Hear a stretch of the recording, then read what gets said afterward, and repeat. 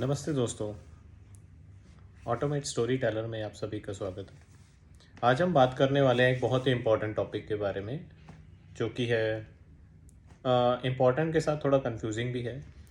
सो topic है, आपको अगर 2025 में अपनी पहली कार परचेज़ करनी है तो वो कौन सी हो सकती है। देखिए, अगर हम इस टॉपिक पे बात करते हैं, सबसे पहले तो ये बहुत ही डिबेटेबल टॉपिक है। सेकेंड थिंग, अगर हम बात करते भी हैं तो इस टॉपिक पे आप लोगों को सबसे बड़ा फैक्टर जो कंसिडर करने की ज़रूरत है वो है अपनी नीड को आइडेंटिफाई करना। सो अगर आप पहली कार अपनी परचेज कर रहे हैं, which means you are in और you should be in need of a car, correct. Need के साथ साथ आपको एटलीस्ट ये भी आइडेंटिफाई करना है, you have to be mindful कि आपका डेली यूसेज कितना है कार का, और आपकी प्रेफरेंस क्या है कार को लेकर। आप शो ऑफ के लिए लेना चाहते हैं, आप अपनी प्रैक्टिकलिटी और यूसेज को कंसीडर करके लेना चाहते हैं।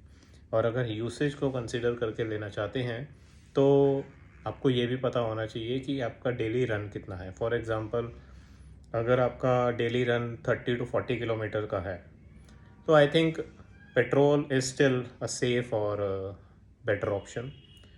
और अगर आपका लेट्स से रन इससे थोड़ा सा बढ़ता है तो आप स्टिल पेट्रोल के साथ सीएनजी का एक ऑप्शन कंसिडर कर सकते हैं।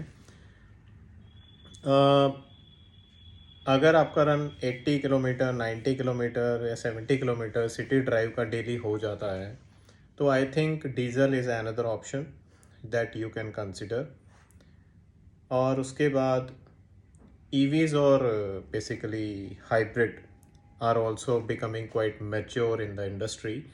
सो आप ईवीज़ और हाइब्रिड को भी कंसिडर कर सकते हैं। Hybrid is slowly picking the gear.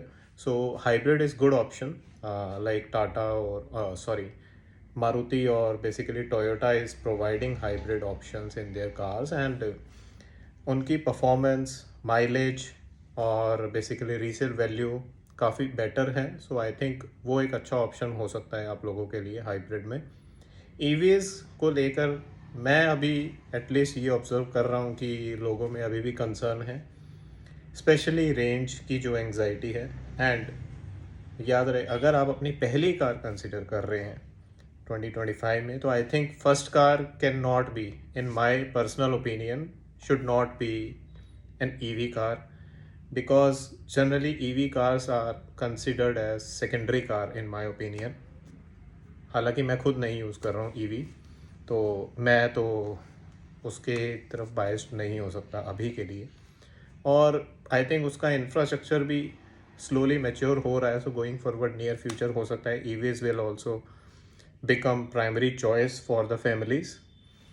And apart from that, if you are buying again, पहली कार आप परचेज कर रहे हैं तो आप lightly used certified pre owned cars को भी कंसिडर कर सकते हैं। फॉर एग्जांपल, मार्केट में I think Spinny cars 24 are providing good quality pre owned cars.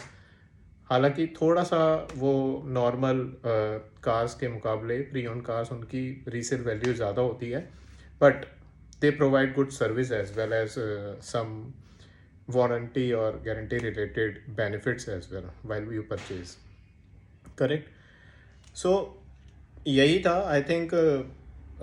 अगर आपको कंसिडर करना है, petrol should be your primary choice, and then diesel, and then based on the runnings you can go for CNG, and then hybrid, and then EVs. And pre-owned cars is always a good option in my personal opinion, so you can go for EVs or you can go for pre-owned cars. Some traditional resellers भी हैं market में available pre owned cars के लिए। For example, Maruti का true value है या Toyota का अपना भी है एक प्री ओन्ड कार्स का। सो आप वहाँ से भी कंसिडर कर सकते हैं कुछ कार्स के options. In the last I want to say like, choose wisely because it is going to be your first car. Use not just your heart, use your head as well while purchasing or going to have a new car, or if in case you agreed or convinced yourself to buy a second hand or a pre-owned car, which is not a bad thing. That's also a wise choice. Yeah, that's it from my side. And I know, I mean आप लोग follow करना और likes करना भूल जाते हैं, but that's okay. You can do that whenever you feel. Bye, have a great day.